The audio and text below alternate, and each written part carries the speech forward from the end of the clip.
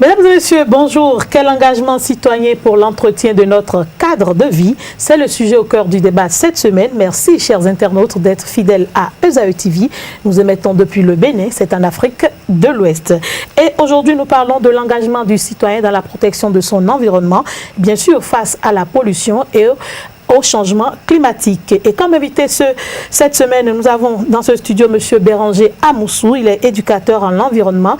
Il est chargé du projet RAD ONG. Bonjour. Bonjour, madame la journaliste. L'autre invité à nous, Romain Kossi de Kadjevi. Il est le vice-président chargé du partenariat de l'opération Bon Citoyen. Bonjour, M. de Kadjevi. Bonjour, madame Léa Glago. M. de Kadjevi, qu'est-ce qu'un engagement citoyen? Un engagement citoyen, on pourrait le définir tout simplement par cet activisme d'un citoyen lambda d'un pays, par exemple, à entretenir son cadre de vie. Un engagement qui peut passer par les activités quotidiennes que peut mener ce dernier pour pouvoir entretenir son cadre de vie. C'est ainsi qu'on pourrait le voir peut-être se porter vers une place publique pour peut-être assainir cette place publique-là ou participer encore à d'autres campagnes de sensibilisation, pourquoi pas. Monsieur Amoussou, qu'est-ce qu'un engagement citoyen? Bon, je pense que je rejoins mon ami Romain. L'engagement citoyen, c'est, en tout cas dans le contexte de cette émission, l'engagement citoyen, c'est, enfin, le citoyen engagé, on va dire, c'est ce citoyen-là qui a pris conscience des enjeux environnementaux de notre siècle, qui a une sensibilité environnementale et qui, dans son quotidien, met en œuvre des actions, pose des pas qui visent à protéger son cadre de vie. Voilà. Et comment est-ce qu'un citoyen peut-il s'engager? Bon, le citoyen s'engage, comme je le disais tantôt, à travers des actions, à travers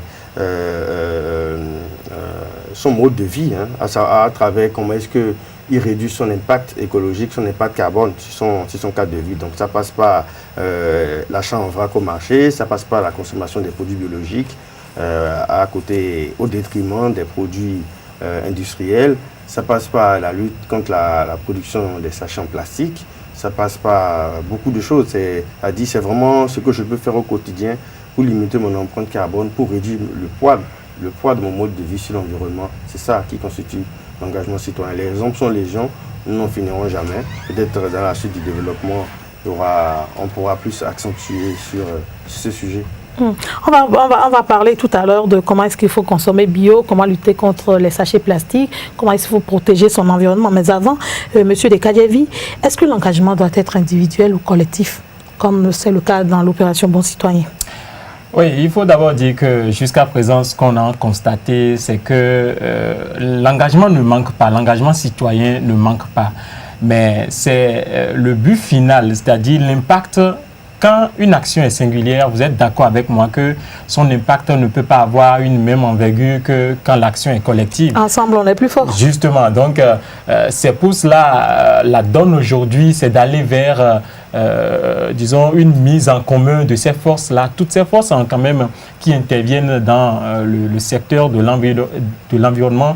Et vous allez voir que lorsque l'action sera de grande envergure, l'impact sera aussi quantitatif et aussi durable, pourquoi pas. Monsieur Béranger Amoussou. Alors moi je pense qu'il faut mettre en musique les deux approches. Hein. Il faut être autant dans une démarche collective que personnelle. Collective parce qu'effectivement l'environnement n'a pas de frontières, n'a pas de limites. Une catastrophe environnementale aux États-Unis peut avoir des conséquences au Bénin, peut avoir des conséquences n'importe où. Je pense que la question de réfugiés climatiques illustre assez cette problématique-là. C'est des gens qui se trouvent obligés de quitter leur lieu de vie initial parce que les conditions climatiques ne sont plus favorables. Ils se déplacent vers d'autres lieux où ils sont accueillis par des gens qui ne sont pas forcément prêts à les accueillir. Donc oui, l'engagement dans cette logique-là, dans cette pensée globale-là, il faut que l'approche soit intégrée et collective. Mais l'approche collective ne sera efficace que dans l'action personnelle, que dans ce que nous faisons chacun de nous à la maison. Donc, je pense qu'il faut, comme on dit, il faut penser globalement, mais agir localement. Il faut penser globalement et agir localement. C'est ce que nous faisons déjà à travers cette émission en sensibilisant les populations à pouvoir mieux impacter leur cadre de vie en protégeant ce cadre-là. Mais est-ce qu'il suffit qu'un citoyen puisse balayer devant son portail ou balayer sa maison pour dire qu'il protège l'environnement? Monsieur Béranger Amoussou.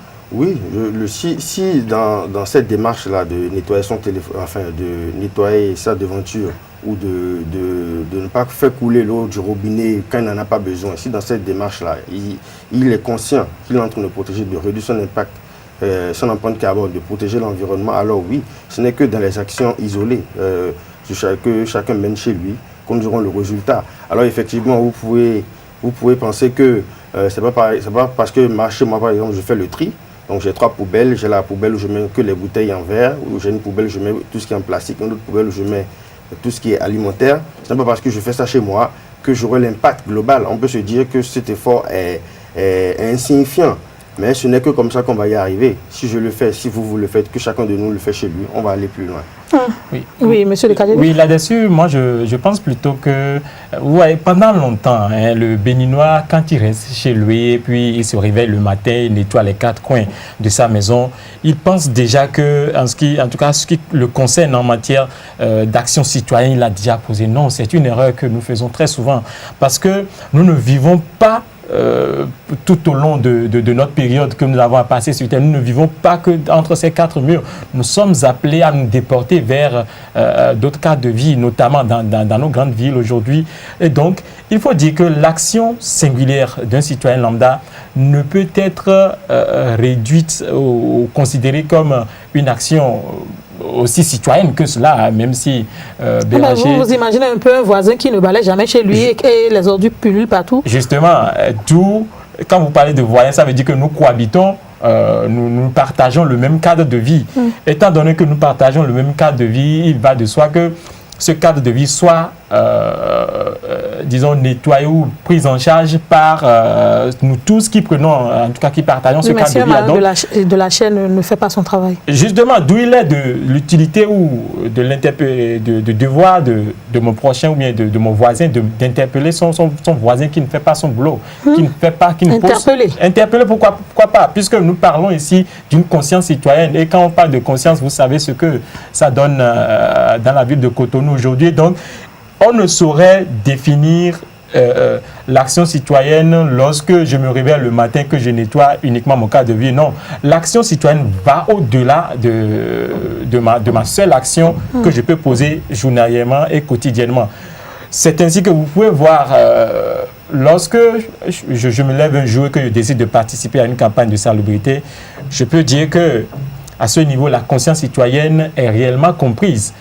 Et qu'il faut, disons, c'est quelque chose même qu'il faut encourager lorsqu'on parle de l'action citoyenne pour entretenir le cadre de vie.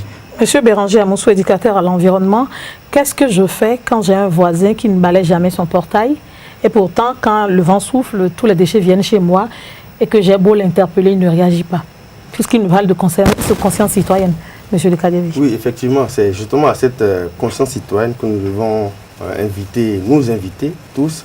Parce que ce n'est que cette seule prise de conscience-là qui peut provoquer un changement de comportement vis-à-vis de l'environnement. Donc, si j'ai mon voisin qui ne nettoie pas, il faut que je trouve les mots, je trouve les moyens pour l'éduquer, pour le sensibiliser. Mais s'il ne prend pas le pli, je suis obligé de le faire pour lui?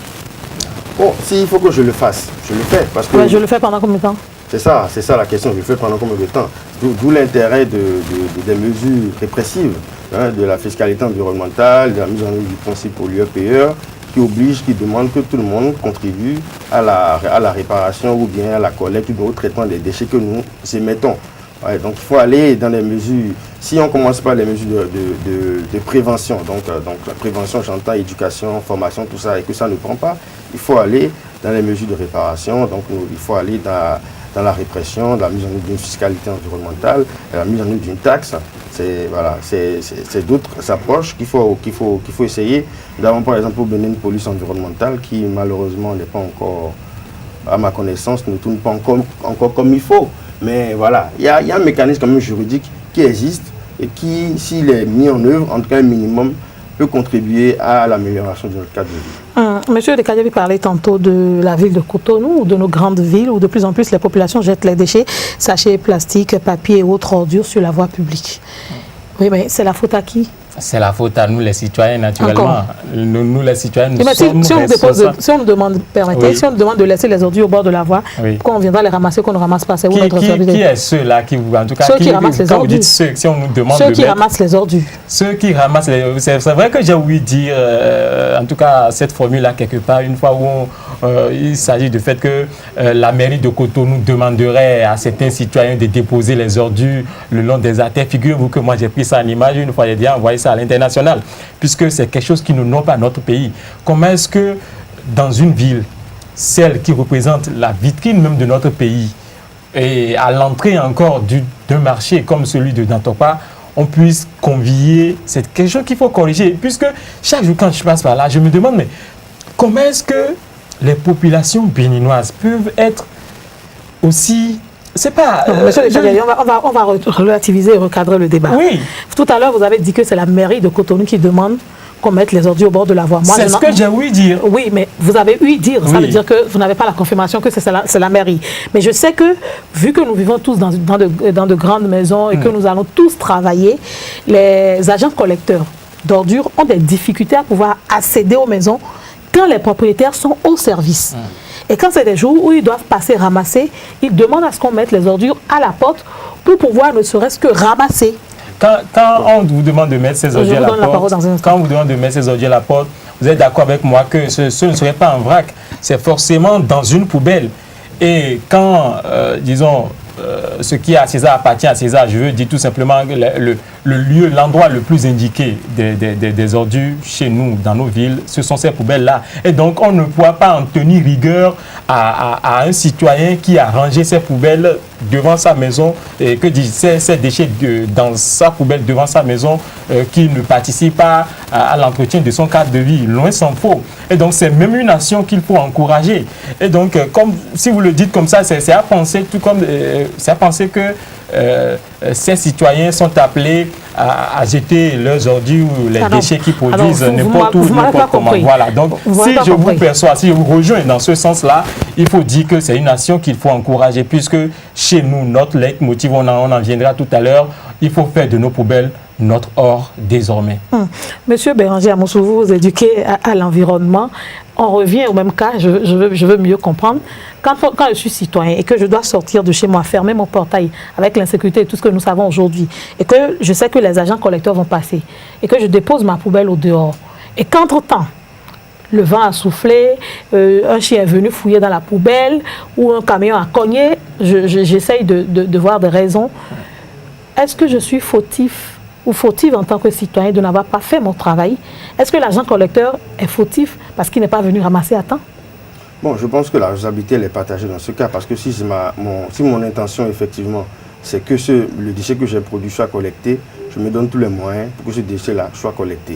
Maintenant, effectivement, le service d'assainissement qui est chargé de collecter les déchets aussi doit faire son rôle. Mais je pense que cette question de collecte, du traitement de déchets à Cotonou, c'est un peu plus complexe que ça.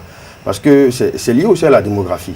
Aujourd'hui, les gens c'est seulement les ONG, enfin, on va dire spécialement, pas spécialement, je ne trouve pas le mot, c'est beaucoup plus les ONG qui sont dans la collecte. Et pas les autorités locales. Pas les autorités. Et ces ONG sont limitées parce que elles n'arrivent pas, les déchets ne suivent pas, la collecte des déchets ne suit pas l'accroissement de la population. Il y a une question démographique. La population de Cotonou, elle est considérable. Tout le monde vient vivre à Cotonou. Ils sont surchargés, c'est ça? Ils sont surchargés. Tout le monde vient vivre à Cotonou. Donc, ils n'arrivent pas à collecter les déchets au même rythme que les déchets sont produits. Il y a ce problème-là. Mais il y a aussi le problème qu'il a soulevé, le problème lié à la responsabilité des autorités, qui ne créent pas le cadre aussi. Mais le problème est encore plus profond que ça, à mon point de vue. C'est lié même à l'aménagement du territoire. C'est-à-dire, il n'y a pas de plan d'urbanisme. Enfin, sinon, il y a un plan d'urbanisme, sauf que le plan d'urbanisme n'est pas respecté comme il faut. Quand les populations construisent n'importe où, n'importe comment, qu'est-ce que l'autorité doit faire? N'importe comment, mais il y a les règles d'urbanisme, il y a les règles, il y a le zonage qui prévoit où est-ce que c'est permis de construire, où est-ce que c'est pas permis de construire. Il y a tout un mécanisme juridique qui est régi par le droit de l'urbanisme qui permet les populations qui ne veulent jamais rien comprendre. Et justement, ce projet, j'entends parler d'un projet de déplacement du marché dans le Tokba. Je pense que pour moi, ça pourrait être un début de solution. Alors, c'est très délicat parce que déplacer dans le Tokba, c'est toute une machine qu'il faut déplacer. Il faut vraiment tout ficeler dans les détails près. Mais pour moi, le fait de déplacer d'Antokpa et de sortir un peu de Cotonou, ça peut être un début de solution pour réduire la production de déchets dans Cotonou. Donc il faut aller vers la décentralisation, il faut aller en périphérie, il faut sortir un peu de Cotonou pour désengorger et donc pour réduire les déchets qui sont produits dans Cotonou. Madame, si vous permettez, en début d'émission, M. Béranger Amoussou faisait cas de ce que lui, il a pris l'habitude, par exemple, de ranger ses déchets, en tout cas de faire le tri. 3 poubelles, oui, voilà, il fait de faire le tri. Figurez-vous aussi que dans nos maisons, il nous est difficile d'avoir une poubelle sur 5 ménages aujourd'hui à Cotonou. Cela voudrait dire quoi? Ça fait partie... Vous avez une poubelle chez vous? Oui, naturellement, j'ai une poubelle chez moi. Ah non, c'est pas naturellement, puisque vous avez dit que tous les Béninois ne l'ont pas. Justement, puisque nous sommes appelés... Puisque nous sommes appelés à sensibiliser... Vous avez une petite ou une grande poubelle? Que donner l'exemple? Non, parce que quand la poubelle n'atteint pas ce qu'on produit comme déchet. J'ai pas un ménage de grande taille, donc vous pouvez imaginer, c'est juste une plastique... à la taille de vos besoins. Voilà, à la taille de mes besoins, donc... que j'utilise. Et donc, c'est cette difficulté-là que nous avons encore aujourd'hui à Cotonou, où il n'est pas facile pour les ménages aujourd'hui de se doter des poubelles. Mais... Et donc là, maintenant, on ne peut pas dire que c'est la faute ou bien la responsabilité des autorités gouvernementales, parce que déjà à la base, les populations ont cette difficulté de comprendre la notion de poubelle. C'est quoi une poubelle? Quel genre de poubelle doit-on utiliser? Est-ce en plastique, en sachet, en fer? Bon, là aussi, il y a encore le problème qui se pose. C'est selon sa bourse qu'on peut s'octroyer une poubelle. Donc, là-dessus, il faut aller sur le marché, puisque jusqu'à présent, nous, on a élaboré, par exemple, notre projet. Il nous a été difficile de trouver réellement des prix fixes à des poubelles données, selon que la poubelle doit être en fer ou en plastique ou encore dans des matériaux préfabriqués, fabriqués en main. Les prix varient, en fait. Bon, Monsieur Béranger Amoussou. Alors moi sur la question de poubelle, je pense qu'en réalité, peu importe la matière, que ce soit en fer ou en plastique. On parle quand même de protection de l'environnement. Oui, non, laissez-moi me développer. Peu importe la matière, dans le sens où il faut juste avoir le réflexe. Il faut éviter de jeter ses ordures ou ses déchets directement dans la poubelle. La poubelle même doit être habillée d'un sac poubelle. C'est dans ce sac poubelle-là que vous mettez vos déchets. Vous parlez là d'un sachet? Oui, oui, bien sûr, je parle bien de sachet. Oui, sachet, effectivement, oui, oui. Donc il faut un sachet dans lequel vous mettez vos déchets. Donc chaque fois, c'est ce sachet-là que vous allez vider, que vous mettez à la déchetterie. Ce n'est pas votre poubelle. Ce qui fait que vous protégez davantage votre poubelle. Donc, non, je vais rester avec vous, puisque vous êtes un éducateur en environnement. J'ai ma poubelle, j'ai mon sac poubelle, j'y mets des déchets, mais j'y mets quels déchets? Mais comme je le disais, dans une logique de tri, vous avez 3 poubelles. Donc vous avez la poubelle... Au minimum, pardon. Oui. Donc une poubelle où vous mettez tout ce qui est déchets alimentaires.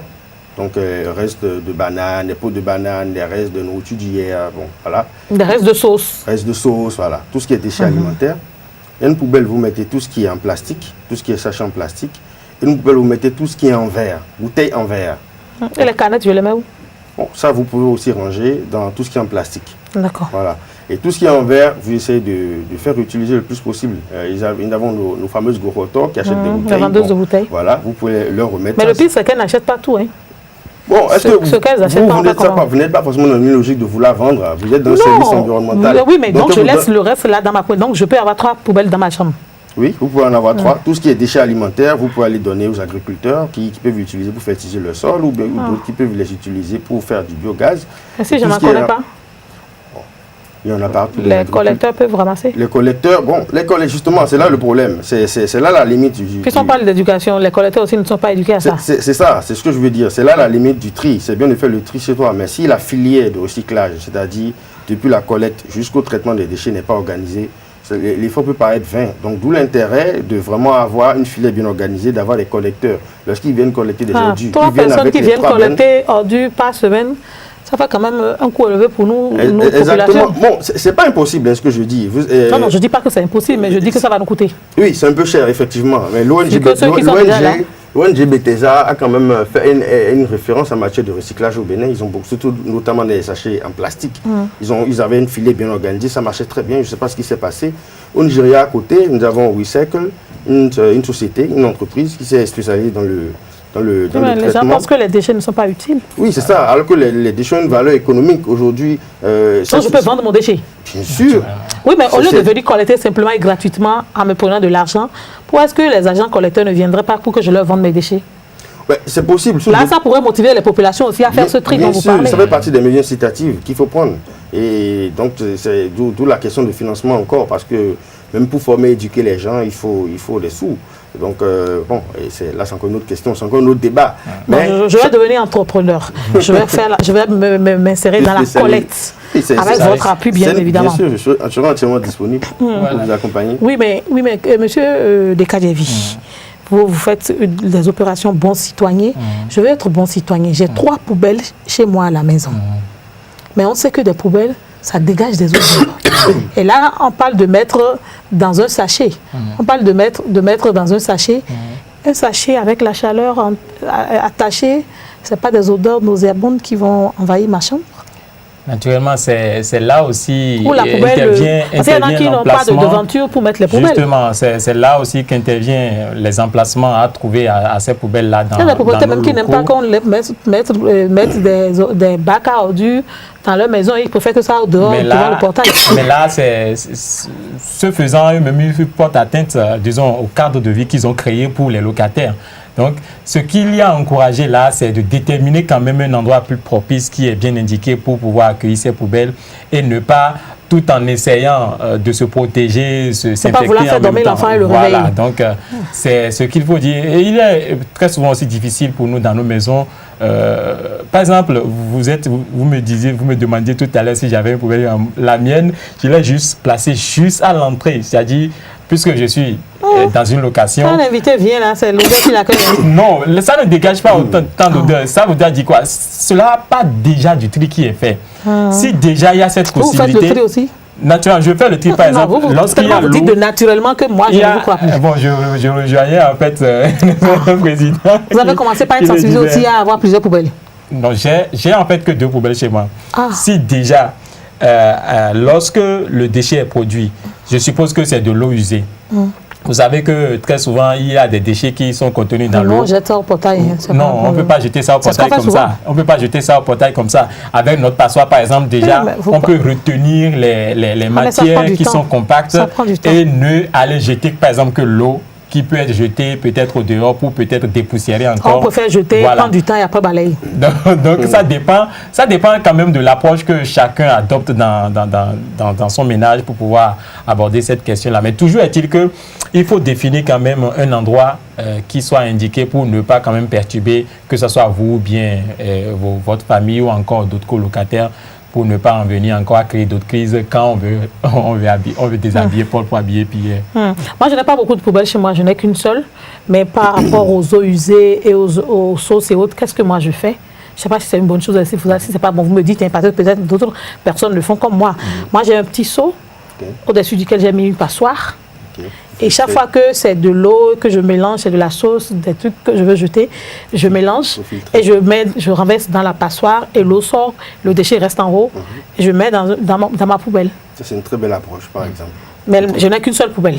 Je ne fais pas encore les tri de bouteilles, de sachets. C'est déjà pas mal. Moi, je pense que... Et là, je jette que l'eau, simple eau dehors. C'est ça. Ça évite de jeter l'eau au portail et d'embêter le voisin qui est en face.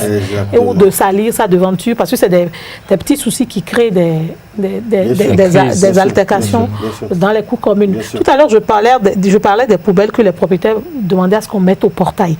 Moi, j'ai vécu dans une maison où le propriétaire a dit « Cotisez-vous de l'argent, je ne veux rien entendre. » Vous allez voir un soudeur et vous faites un bac à ordures. On l'a fait, ça nous a coûté, mais le lendemain, ça a disparu. Là, c'est encore à un moment donné, on était... Non, mais, oui, parce que les gens sont de bonne foi, mais à demande, parce que c'est des bacs à ordures qui coûtent très cher. Oui. Vous cotisez, vous déposez, on vous vole ça. À peine une ordure est restée dedans, on est venu ramasser. La seconde fois, vous ne trouvez plus ça. Vous refaites... On ne dit pas revole, on vous vole ça à nouveau. Et à un moment donné, vous êtes épuisé parce que c'est quand même de l'investissement. Bien sûr. Mais là, on fait comment? Effectivement, comme on dit, le développement durable. C'est ça qui fait qu'aujourd'hui, les gens ne veulent plus avoir des poubelles hors de prix. Oui, c'est ça. C'est-à-dire que... Même le riche qui a une poubelle grande de taille, très jolie, quand ça commence par, il préfère garder ça comme ça, de peur qu'on ne lui vole ça. Le développement durable ne peut pas se promouvoir, ou bien on aura du mal à se promouvoir dans un contexte de pauvreté. Malheureusement, c'est ça. Toujours la pauvreté. C'est ça. C'est dommage, mais c'est comme ça. Donc, il faut mettre... C'est la conscience environnementale. Il faut sensibiliser. Il faut sensibiliser. Il faut, à la maison, te demander où est-ce que je produis le plus de déchets. Il faut faire un bilan de tes déchets. Une fois que tu as identifié tes sources de production de déchets, tu essaies de voir comment tu peux agir sur ces sources-là, les réduire. Ce n'est que comme ça qu'on va y arriver progressivement. J'ai vu des quartiers où je parle par expérience pour pouvoir mieux impacter les populations. C'est ma manière de faire comme vous. Vous avez des quartiers où on s'organise et à la fin du mois, tous ensemble, on sort pour balayer le quartier. Mais vous vous rendez compte que le lendemain, il y a l'un des voisins qui n'a pas participé à l'assainissement, qui salit votre devanture. Vous faites comment?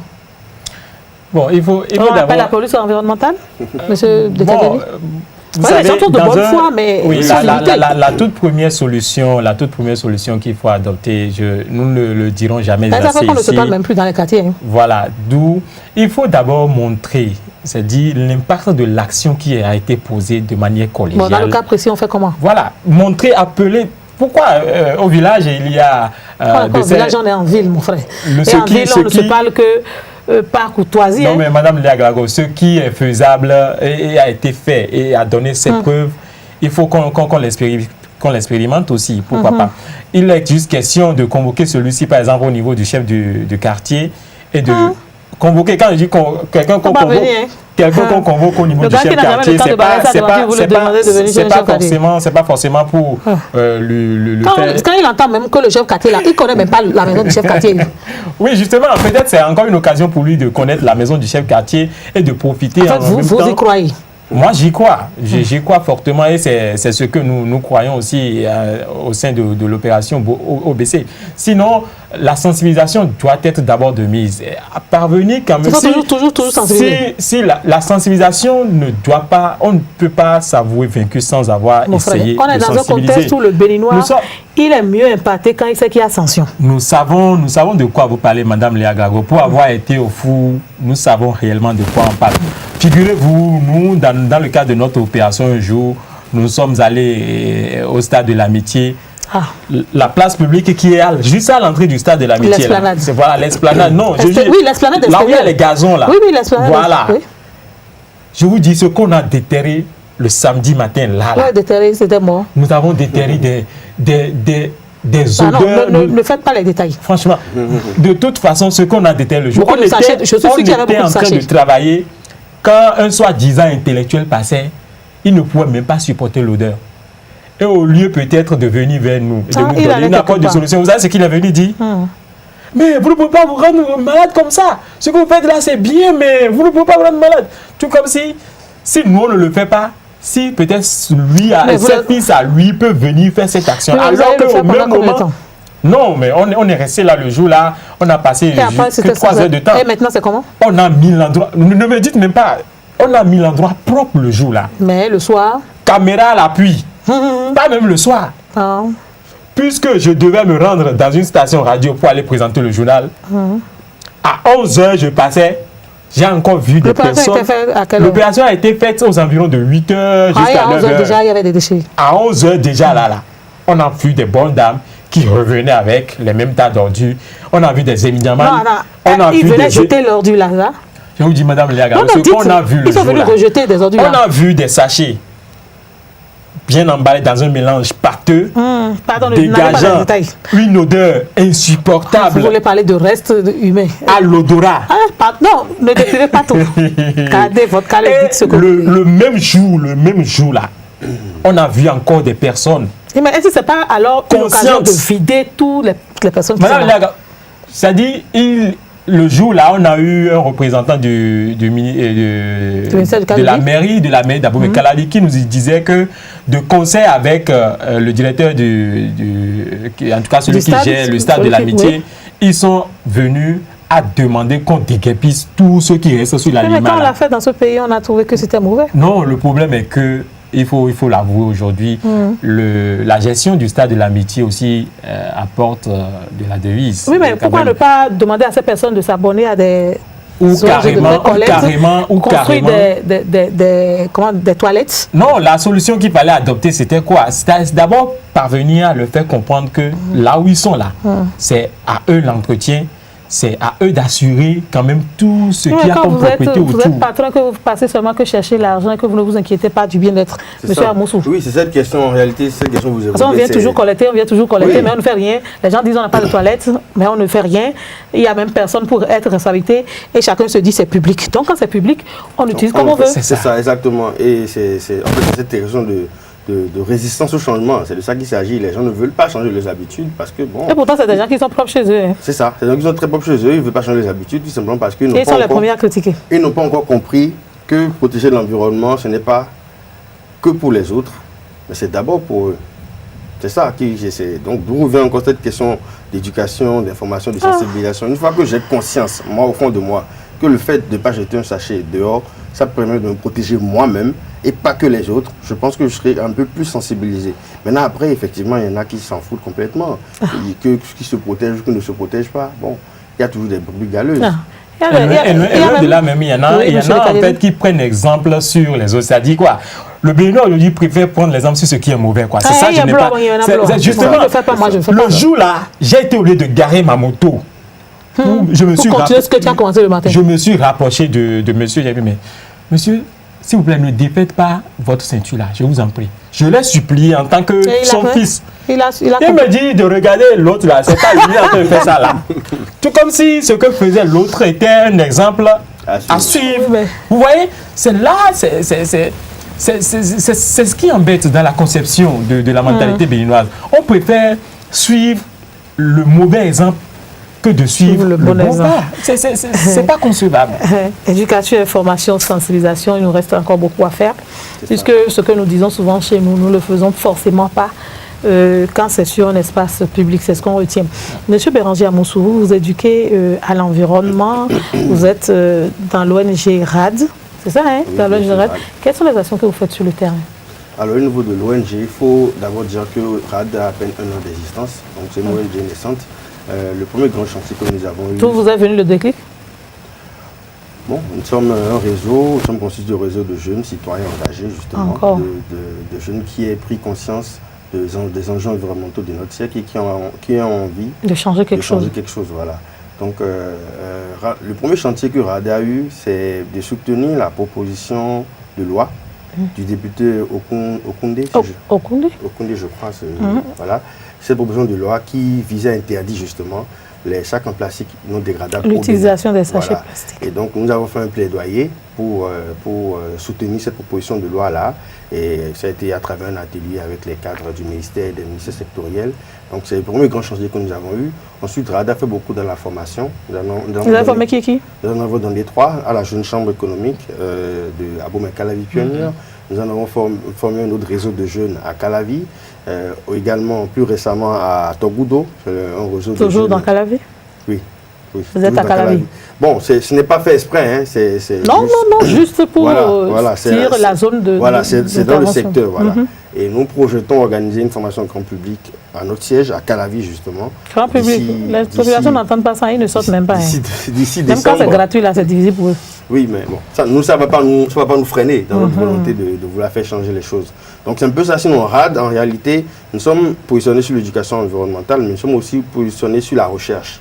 Parce qu'on part du principe que si on veut améliorer les choses, il faut savoir ce qui se fait. Il faut faire un état des lieux, il faut savoir ce qui va et ce qui ne va pas. Par rapport au sachet plastique, déjà que c'est un objet très utilisé au Bénin. Vous avez soutenu la proposition de loi. Qu'est-ce qu'on fait aujourd'hui? On n'utilise plus les sachets. Comment est-ce qu'on emballe nos aliments et ce que nous achetons? Bon, en fait, c'est des mesures transitoires qu'il faut prendre. Parce que, comme je le disais... Qui doit prendre? C'est des mesures transitoires que nous devons prendre. Donc qui? Nous, citoyens, même les autorités, dans la mise en œuvre de ce projet-là. Parce que, bon, nous avons été habitués à l'utilisation des sachets en plastique. Et donc, c'est un peu difficile de ne plus les utiliser. Plusieurs fois, quand je vais au supermarché, que j'achète un paquet de biscuits, donc je n'ai pas besoin d'un sachet Bon, on m'exige... lorsque le monsieur à la caisse me propose le sachet que je lui dis que je ne veux pas, il me prend très mal, il est vexé. On ne vend pas ça et pourquoi tu refuses? Donc il y a une résistance. Mais c'est les mesures transitoires qu'il faut mettre en place. Il faut changer progressivement par les sachets biodégradables. Lorsqu'on va faire des courses, on n'a pas besoin d'un sachet, on ne le prend pas. Il faut utiliser des paniers. Des paniers, voilà. Je pense que c'est classique. Les mesures sont, les solutions sont classiques. Mais il faut que ce soit vraiment de façon transitoire. Sinon, la population ne va pas adhérer. Non, les exemples existent. Au campus, par exemple, aujourd'hui, c'est une effectivité. Au campus, plus de sachets. Voilà. Donc, si ça a pu se faire au campus, c'est que ça peut se faire aussi sur l'ensemble du territoire béninois. Monsieur Le Kadiavi, au sein de votre opération Bon Citoyen, qu'est-ce que vous faites? Oui, il faut dire que nous sommes dans l'action et la sensibilisation. Un peu comme Rado NG. Nous sommes dans l'activisme. Voilà, dans l'activisme, il faut le dire tout simplement comme ça. Au sein de l'OBC, d'abord, il faut dire que c'est un creuset de plusieurs associations de jeunes qui militent pour l'entretien du cadre de vie, ou généralement pour l'environnement. Donc, il nous est arrivé de nous retrouver au sein de ce creuset-là parce qu'on s'est rendu compte que ce n'est pas en fait une organisation ou bien un mouvement pour préserver son cadre de vie qui manque à Cotonou ou bien au Bénin aujourd'hui. Mais toujours est-il que lorsque cette association part de manière unique, va poser une action, ils ont peu de membres pour agir sur le terrain. Voilà, ayant peu de membres, l'action qu'ils portent sur l'environnement ne porte pas ses fruits en tant que tel. Et puis, on a l'impression que nous faisons le même, on recommence. Donc, vous avez les actions sont concertées. Voilà, donc il faut alors changer de paradigme. C'est ainsi qu'on s'est retrouvé, on me dit, mais si tant est que Béranger vient avec son ONG et que M. Roland Amoussou, notre président par exemple, venait aussi avec son ONG et que Mme Léa Glago peut-être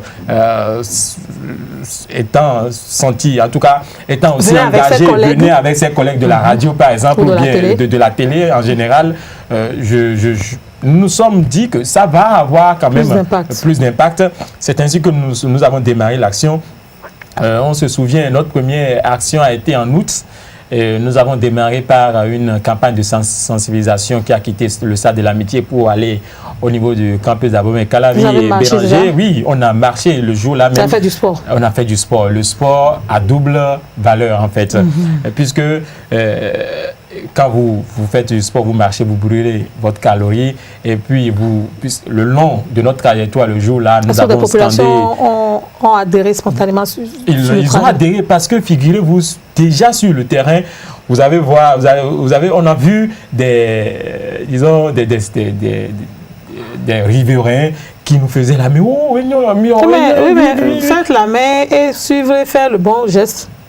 Madame Léa Glago, pour nous qui venions à peine même de porter une initiative pareille, on a compris en fait que la conscience existe. En fait, le Béninois prend conscience quand même que quand il dépose un sachet quelque part dans la vie, que c'est mauvais, mais nous ne comprenons pas jusqu'à présent ce qui fait qu'on s'en va facilement à cette action-là. Et après cette marche? Après cette marche, nous avons posé une action de salubrité où je vous parlais tout à l'heure de ce que nous avons fait au milieu du stade de l'Amitié. Après cette campagne de sensibilisation, nous sommes allés aussi au contact des élèves, notamment dans le cadre de la rentrée scolaire. Nous avons sensibilisé un collège, par exemple, comme Sainte-Félicité, où l'accueil a été vraiment inespéré. Ce que nous avions eu le jour-là, nous avions eu des professeurs qui, du coup, ont abandonné même leurs cours qu'ils donnaient et ont été acquis à la cause de la campagne de sensibilisation. Où est-ce qu'on en est aujourd'hui? Depuis cette opération, nous sommes toujours en train de battre troupe, comme on le dit, puisque notre objectif, c'est de mobiliser assez de... Mais au-delà de la mobilisation, est-ce que les personnes déjà impactées ont compris l'enjeu et continuent eux aussi de sensibiliser? Oui, l'enjeu ici, c'était quoi? Il faut dire que d'abord, le message principal pour nous dans le temps, c'était, qui prévaut d'ailleurs, c'était que lorsque nous allons manger désormais, nous ne devrions plus jeter, en tout cas les déchets que nous allons... Puisque ça me fait mal aujourd'hui de parler en termes de sachets, puisque le sachet d'abord, c'est pas prescrit, c'est pas pour notre santé, c'est pas quelque chose qu'il faut utiliser. Et là-dessus, moi, je peux vous dire tout de suite ce que j'adopte comme solution. Vous offusquez une vendeuse d'Akassa aujourd'hui, lorsque vous finissez d'acheter son poisson qu'elle vous vend, et que vous voyez que c'est de l'Akassa qu'elle vous sert dans sa sachet, vous dites non, je ne veux pas acheter votre Akassa là. Elle se sent automatiquement offusquée. et vous sentez que non, vous avez déclenché quelque chose en elle. Peut-être si auparavant, elle ne prenait pas conscience que le fait de vendre ce bout d'acassa dans le sachet... Si elle choisit de ne plus faire dans le sachet, c'est que le prix va augmenter et que la quantité va rester le même. Autant le prix augmente et que notre santé soit préservée, que de nous vendre quelque chose qui nous empoisonne au jour le jour. On lui explique, c'est ça? Justement, c'est l'approche que nous avons adoptée au sein de l'opération OBC, où aujourd'hui, il n'est plus possible pour un membre au sein de cette organisation d'acheter dans un sachet. Nous déplaçons autrement. C'est le cas de Béranger, par exemple, qui refuse des sachets. Refusons automatiquement les sachets, puisque nous sommes conscients que son impact sur notre santé n'est pas bienfaisant. Et donc, pourquoi alors délibérément prendre son argent et aller acheter la mort, comme on le dit? Donc, chez nous aujourd'hui, plus question d'utiliser ces sachets-là, et il faut aller vers l'élimination totale de ce comportement dans nos comportements quotidiens. Et au-delà de la sensibilisation de l'information et de l'éducation, il faut des mesures répressives. Vous avez parlé de taxes, de fiscalité, la police environnementale, la police sanitaire. Exactement, oui. C'est-à-dire que c'est tout ce dispositif qui a été mis en place là, qui à côté des mesures d'éducation, de formation, est là aussi, donc ce mécanisme est là pour pouvoir un peu corser un peu, en fait. Il faut être dans l'esprit que la fiscalité environnementale ou la police environnementale n'est pas la punir. L'objectif, la finalité, c'est une prise de conscience, inciter une prise de conscience. Donc cette taxe-là qui sont collectées ne vont pas servir, en tout cas, dans leur esprit. Ça ne veut pas servir à aller financer le politique. Mais ça va servir plutôt à financer des actions d'éducation, ça va servir à construire à acheter des poubelles, ça va construire, à financer l'environnement. On parle de protection de l'environnement, vous parlez de poubelles, moi j'ajoute les toilettes publiques, parce que vous avez envie de faire un besoin, mais vous vous rendez compte que dans votre environnement, il n'y a pas de toilettes. Parce qu'à un moment donné, il y en avait eu, mais les populations ont mal utilisé. Exactement, oui, c'est ça. C'est construit, je disais construit, effectivement, c'était ça que je devais compléter, des toilettes publiques, c'est ça. Construire des toilettes publiques face au changement climatique, c'est vrai qu'on a tendance à penser que c'est le réchauffement climatique, le soleil, la pluie et autres là, qui font rien que le changement climatique, alors qu'on sait que les déchets que nous produisons agissent sur l'air que nous respirons et nous rendent malades également. Bien sûr, bien sûr. Il est indéniable aujourd'hui que nous sommes la principale cause du changement climatique. C'est vrai qu'il y a ce qu'ils appellent les variabilités climatiques, qui sont on va dire des réactions naturelles. Mais il y a le constat est que c'est nous qui sommes les principaux auteurs. Nous déféquons à l'air libre, quand même. Donc nous avons un grand rôle, une grande responsabilité dans la lutte contre les changements climatiques. Pour ceux qui ne pourraient pas peut-être comprendre la relation entre une action qu'un citoyen pose et au changement climatique, c'est très simple. Je suppose, je prends par exemple ce citoyen lambda là qui a mangé dans un sachet et il pleuvait peut-être, il a jeté ce sachet là. Le sachet va se reposer par terre. Quand il se repose par terre, il va passer peut-être des années là. Ça veut dire quoi? Prochainement, lorsqu'il aura plu, le même sachet va empêcher le sol de recevoir l'eau pluviale. Ça rend imperméable le sol. Ça rend imperméable le sol.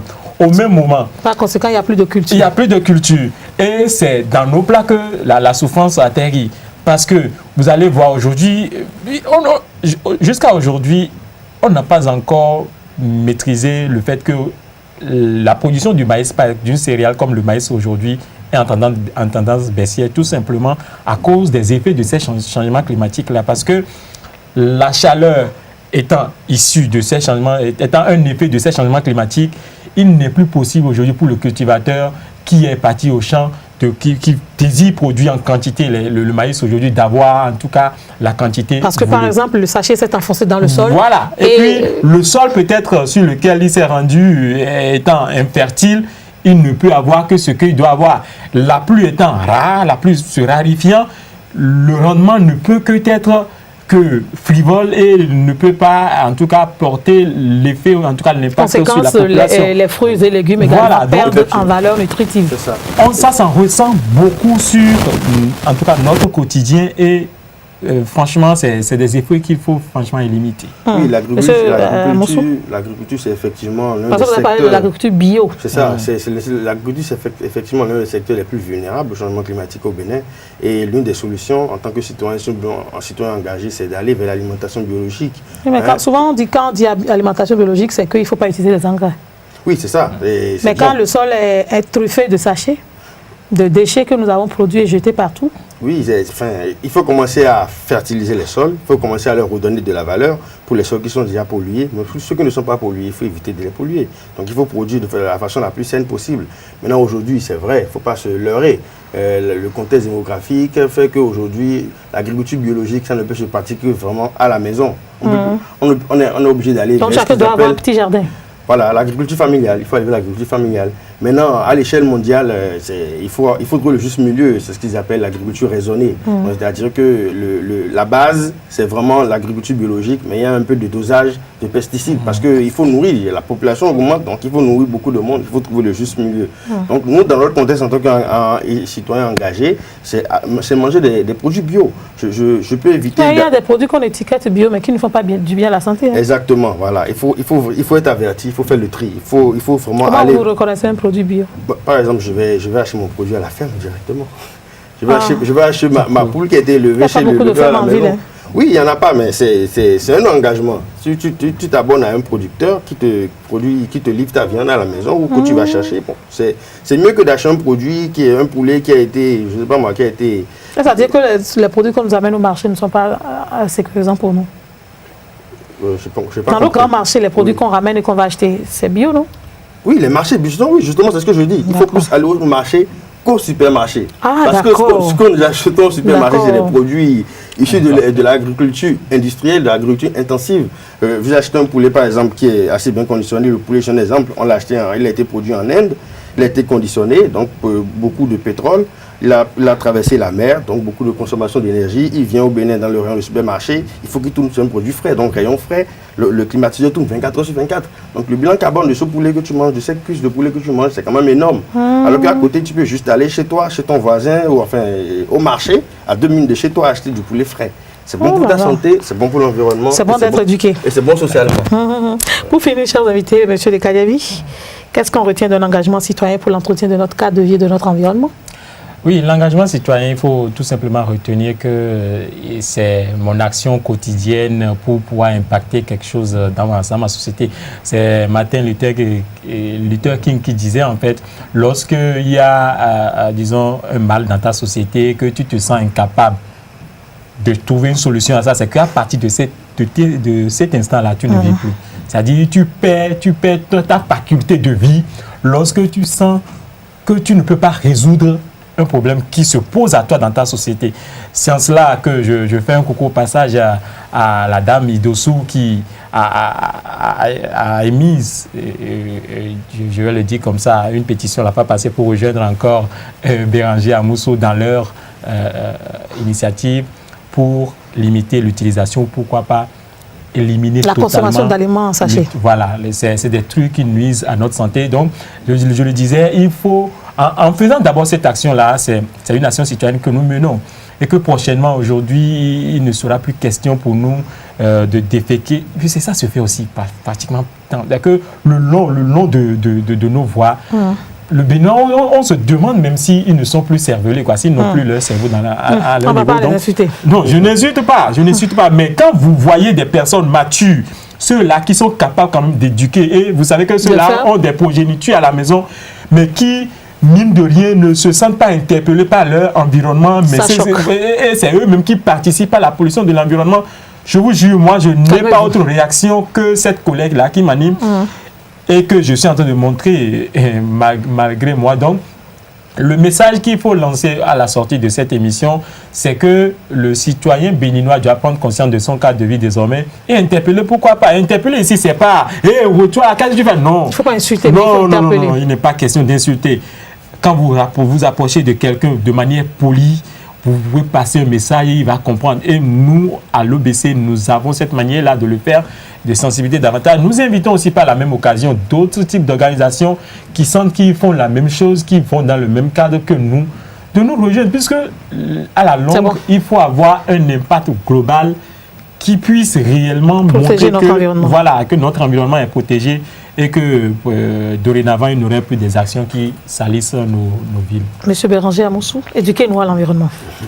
Alors pour finir, je vais peut-être vous donner un exemple, Oui. une expérience personnelle. Alors vous savez, moi, au boulot, j'ai très peu de temps pour aller sortir manger à la pause. Donc je me suis abonné à un restaurant qui livre des repas. Et donc pendant 2-3 semaines, on me livrait chaque fois des repas. Chaque jour, j'étais livré. Mais à un moment donné, ma conscience environnementale m'a interpellé parce que j'étais livré dans des takeaways. Donc les trucs blancs, là, les emportés. Donc chaque fois que je finis de manger, je jette à la poubelle. Chaque fois que je finis, je jette à la poubelle. Je dis, mais Béranger, En une semaine? il faut arrêter, tu produis beaucoup de déchets, tu es éducateur environnement. Ça m'a interpellé.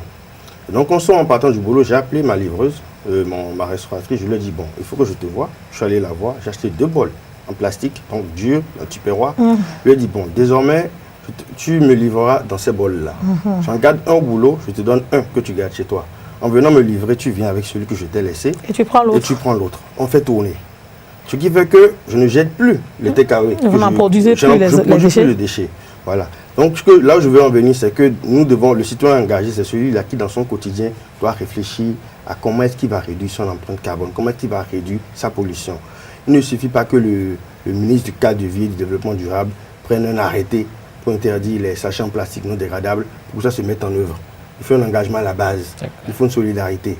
Et c'est justement dans cet engagement à la base, dans cette action, dans ces actions à la base que nous allons y arriver. Engagement, solidarité, éducation, information et sensibilisation sont des outils importants pour que chaque citoyen puisse s'engager à protéger son environnement, à protéger son cadre de vie. Mais le plus important, c'est de prendre conscience de ce que chaque jour, nous produisons beaucoup de déchets et que ces déchets, le pire, c'est que nous les jetons un peu partout, rendant malades nos concitoyens, rendant malade notre environnement, rendant ou en hypothéquant l'avenir de nos enfants. Et pour que cela puisse s'arrêter, pour un monde meilleur pour nos enfants, il faut que nous protégions notre cadre de vie, que ce soit à la maison, dans la rue, dans nos entreprises, un peu partout où nous sommes. Et s'il faut sensibiliser un citoyen, il ne faut pas lui crier dessus, il ne faut pas l'insulter, il faut juste se rapprocher de lui expliquer le mal de ce qu'il fait et le bien de ce qu'il fera pour changer cette situation-là. Et automatiquement, il prendra conscience et il comprendra que c'est important qu'il protège son cadre de vie et qu'il protège l'avenir de ses enfants. Mesdames et messieurs, c'est la fin de votre émission Le Débat. Merci infiniment à toute l'équipe technique qui m'a accompagné. Merci à vous surtout pour votre fidélité. Merci, si vous êtes hors du Bénin, de prendre de votre temps pour savoir ce qui se passe chez vous. Merci de surtout revenir impacter votre pays, car le Bénin ne se développera pas sans vous, mais c'est avec vous qu'on le fera dans la fraternité. Merci et à très bientôt.